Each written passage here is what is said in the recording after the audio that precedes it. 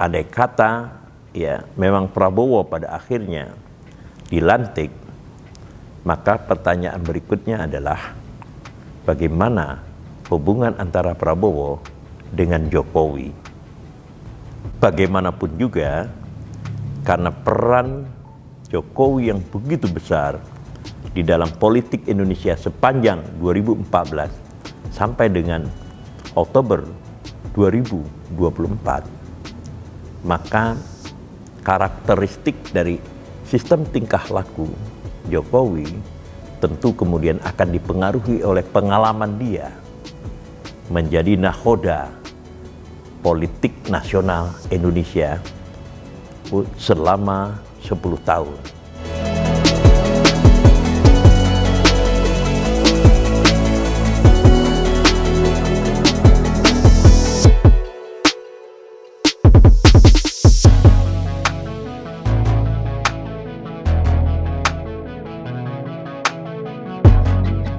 Pecinta Indonesia, bangsa dan demokrasi.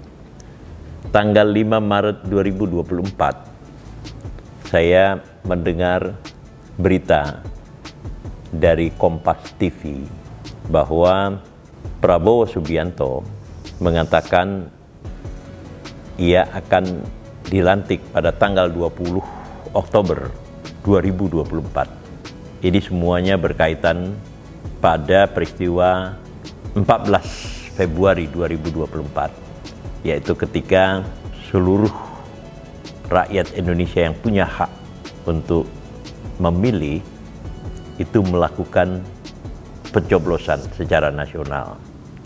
Lalu kemudian lembaga-lembaga survei melakukan hitung cepat, dan Prabowo di dalam hitung cepat itu dinyatakan memperoleh suara terbesar, yaitu di atas 50%.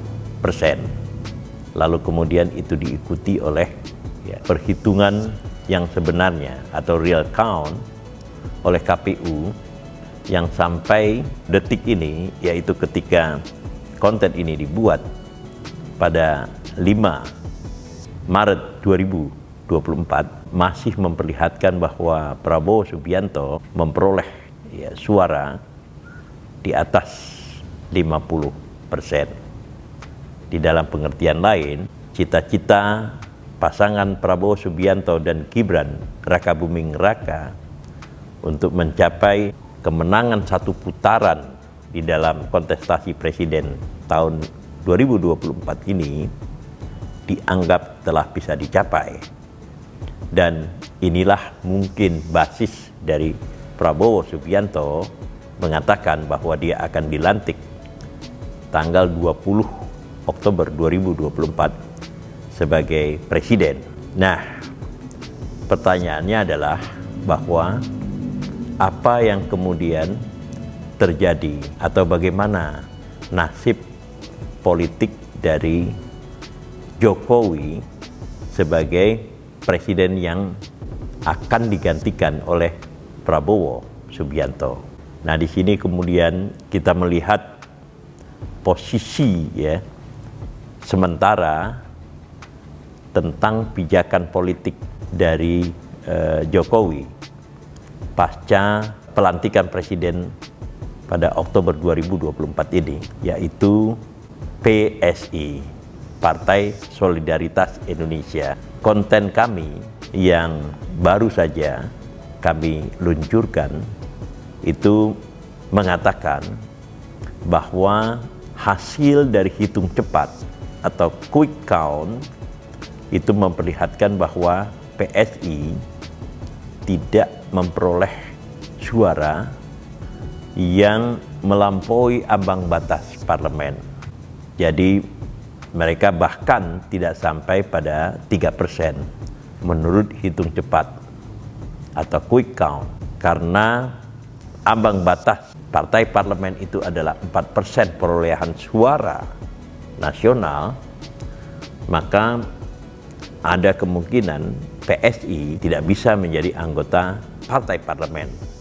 Nah, sekarang hari-hari ini, yaitu hari-hari yang yang berlangsung sejak 2 atau 3 hari lalu sampai dengan 5 Maret 2024 ketika konten ini dibuat, terjadi semacam perdebatan pada tingkat publik bahwa Partai Solidaritas Indonesia itu memperoleh dukungan suara yang tiba-tiba menjadi signifikan, yang bahkan kemudian itu hampir ya menggantikan posisi buncit dari partai parlemen, yaitu Partai Persatuan Pembangunan atau P3 gitu.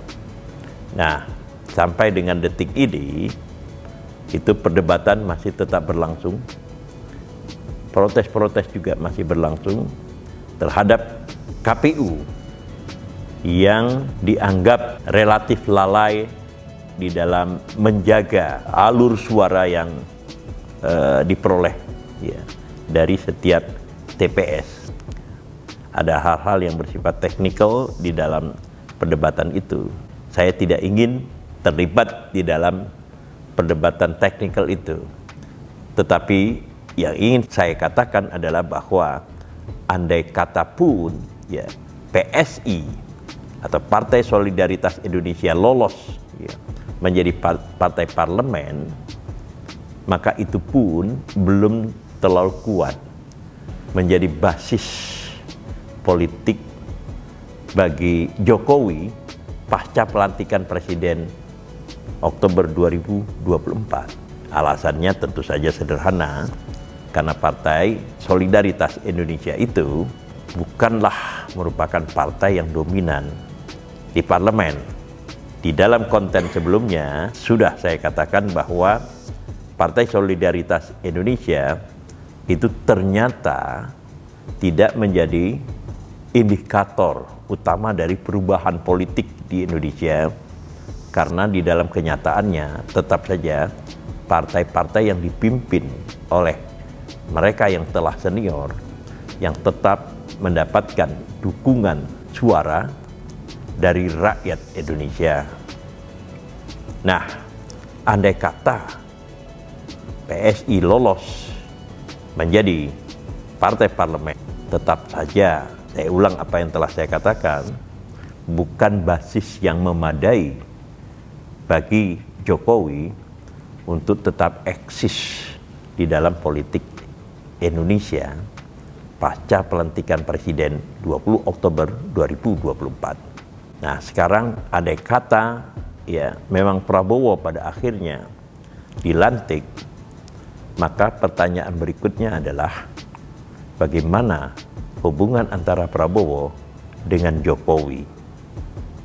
Ini sebenarnya adalah pertanyaan politik praktis saja, di dalam pengertian bahwa bagaimanapun juga karena peran Jokowi yang begitu besar di dalam politik Indonesia sepanjang 2014 sampai dengan Oktober 2024, maka karakteristik dari sistem tingkah laku Jokowi tentu kemudian akan dipengaruhi oleh pengalaman dia menjadi nahoda politik nasional Indonesia selama 10 tahun.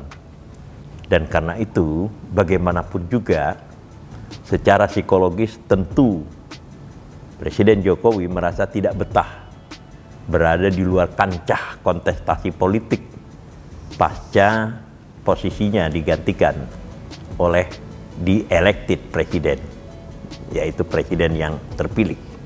Gitu. Pertanyaannya adalah tadi, bagaimana hubungan antara Prabowo dengan Jokowi setelah Oktober 2024? Kita tidak bisa menjawab pertanyaan ini secara exact, secara tepat, secara detail, karena tidak tahu bagaimana hubungan di antara mereka selama ini. Yang kita tahu adalah Jokowi memberikan dukungan sepenuhnya, bahkan dengan menggunakan seluruh resources yang dia miliki untuk kemenangan Prabowo Subianto dan Gibran Rakabuming Raka. Ketika kemudian dia naik, dia yang saya maksudkan di sini adalah Prabowo, naik menjadi presiden, maka apakah hubungan itu tidak berubah?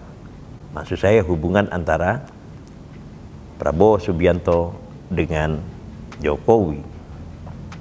Kita telah banyak mendengar selentingan kabar bahwa Jokowi telah mengusulkan setidak-tidaknya ada 4 pos kabinet yang kemudian harus diterima oleh Prabowo Subianto. Berita yang saya baca juga dari Jakarta Post mengatakan hal yang semacam itu.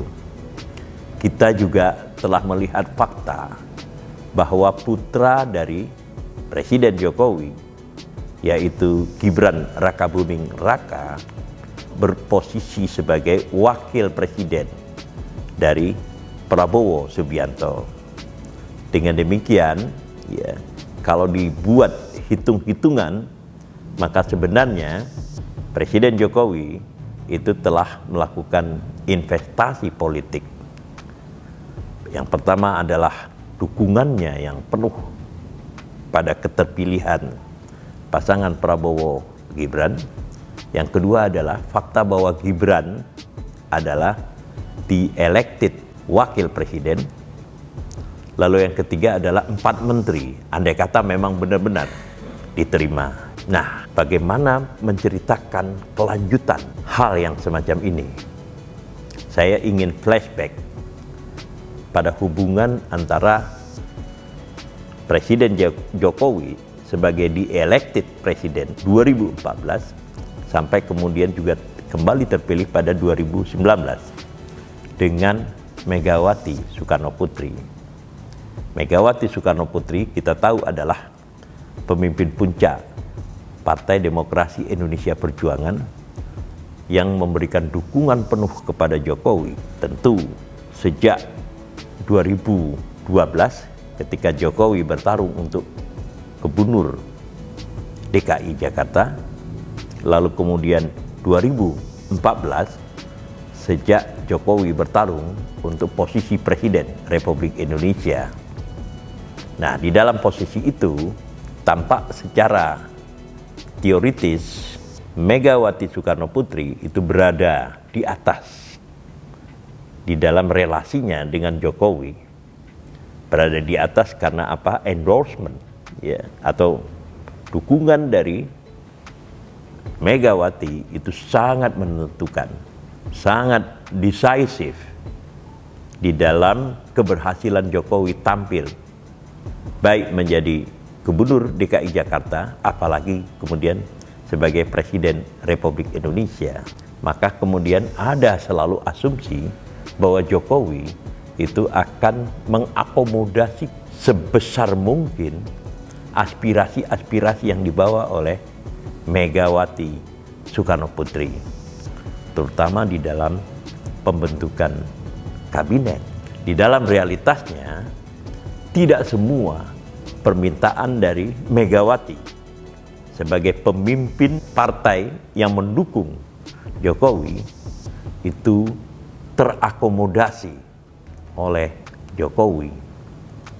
Karena sekali Jokowi terpilih menjadi presiden, maka secara konstitusional dan juga secara struktural, Jokowilah yang harus mengambil keputusan politik dan kinerja politik nasional sehari-hari. Dan dia punya hak tanpa bisa diganggu-gugat oleh siapapun juga. Posisi Jokowi semakin meningkat, daya tawar-menawarnya ketika kemudian tahun 2019 Jokowi kembali terpilih menjadi Presiden Republik Indonesia. Nah, keterpilihan ini yang memberikan kesempatan kepada Jokowi untuk meluaskan pengaruh politiknya, tidak lagi hanya didasarkan pada dukungan Partai Demokrasi Indonesia Perjuangan semata, melainkan telah berekspansi kepada partai-partai atau kekuatan-kekuatan lainnya Inilah yang menyebabkan Jokowi menjadi jauh lebih independen daripada Jokowi tahun 2014 menuju 2019 gitu. Oke. Nah, kita tahu kemudian posisi Megawati untuk Jokowi tahun 2014 menuju 2019, itulah sekarang posisi Jokowi untuk Prabowo tahun 2024 ke atas.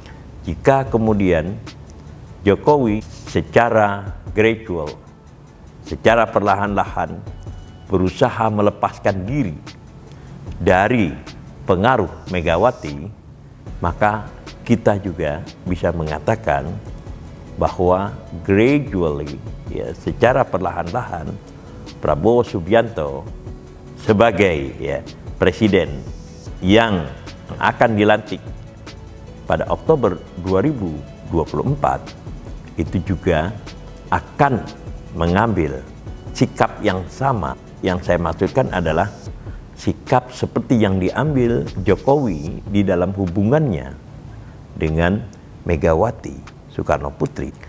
Nah, di dalam pengertian lain, Prabowo karena posisinya sebagai presiden, karena posisinya yang begitu decisive, maka bukan saja secara konstitusional, tetapi secara struktural, dia terdorong untuk mengambil peran yang jauh lebih besar daripada yang diekspektasikan. Kalangan atau tokoh yang mengendorse-nya di dalam kontestasi presiden 2024. Dan hal ini yang kemudian akan terjadi setidak-tidaknya secara teoritis, kecuali ada ikatan-ikatan tertentu yang kita tidak tahu. Tetapi once a person was elected as a president, sekali seseorang dipilih sebagai presiden, sekali itu pula sebenarnya kekuasaan yang real itu dipegang. Dan kekuasaan yang real ini melebihi dari kekuasaan lainnya. Kendati pun di masa reformasi, kendati pun konstitusi telah mengalami berapa kali revisi atau amandemen, tetap saja posisi presiden sebagai top eksekutif pada tingkat nasional itu mau tidak mau akan mengambil peran yang lebih besar. Nah, hal yang kemudian membedakan Jokowi 2014 menuju 2019 dengan Prabowo pasca 2024 adalah bahwa Prabowo pemimpin dari Partai Gerindra. Dan kita tahu hasil pemilu 2024 ini Gerindra masuk di dalam urutan 3 besar dari susunan kekuatan politik di parlemen. Di dalam pengertian lain, Partai Gerindra itu adalah salah satu kekuatan besar di dalam parlemen. Sementara Jokowi dari 2014 menuju 2019 bukanlah tokoh partai, bahkan dia sendiri tidak mempunyai partai politik. Secara politik, Jokowi 2014 sampai 2019 itu sangat tergantung pada dukungan Partai Demokrasi Indonesia Perjuangan. Nah, kalau kita membuat analisa komparatif yang semacam ini, maka sebenarnya posisi politik Prabowo Subianto relatif lebih kuat dibandingkan dengan posisi politik Jokowi tahun 2014 menuju 2019. Karena Prabowo sebelum dia dilantik menjadi presiden telah mengendalikan kekuatan politik at least dari partainya sendiri, Gerindra, yang di dalam pemilu secara berturut-turut itu tetap menempatkan diri pada posisi 3 besar atau at least 5 besar di dalam politik parlemen. Dan politik parlemen ini menjadi sangat penting di dalam pertarungan dan kontestasi politik secara keseluruhan pada tingkat nasional. Dengan pengertian lain, gitu, semata-mata karena posisi Prabowo Subianto sebagai presiden, maka otonomi dirinya sendiri terhadap kekuatan-kekuatan politik lainnya itu mau tidak mau itu harus tampil dengan sendirinya. Apakah Prabowo mempunyai motivasi untuk melepaskan diri atau tidak punya pengaruh apa-apa, karena posisi sebagai presiden itu sendiri itu sudah dengan sendirinya menentukan otonomi dari kekuasaan atau otoritas politik yang dimilikinya. Nah, kembali kepada Jokowi. Karena itu Jokowi seperti yang telah saya katakan tadi itu tidak bisa mengandalkan Partai Solidaritas Indonesia sebagai basis politiknya. Sementara pada saat yang sama memang benar bahwa Jokowi punya pengaruh kepada partai-partai lainnya. Partai Golkar, lalu kemudian partainya Demokrat, lalu kemudian Partai Amanat Nasional, dan beberapa partai lainnya gitu. Tetapi pengaruhnya itu muncul karena posisi dari Jokowi sebagai presiden. Sementara kemudian yang kita perbincangkan itu adalah bahwa posisi dari Jokowi setelah ia melepaskan jabatannya sebagai presiden dan digantikan oleh presiden yang terpilih gitu. Nah, disinilah kemudian dilema yang dihadapi oleh setiap para pemimpin yang terpilih menjadi presiden, tetapi ya tidak memiliki partai politik sendiri. Dalam situasi yang semacam ini, maka apa yang pernah dikatakan oleh Jokowi bahwa dia akan pulang kampung andai kata dia telah selesai menunaikan tugas sebagai presiden, mungkin jawaban yang benar. Lalu kemudian memang satu-satunya jalan yang bisa dilakukan oleh setiap mantan presiden yang tidak mempunyai partai politik.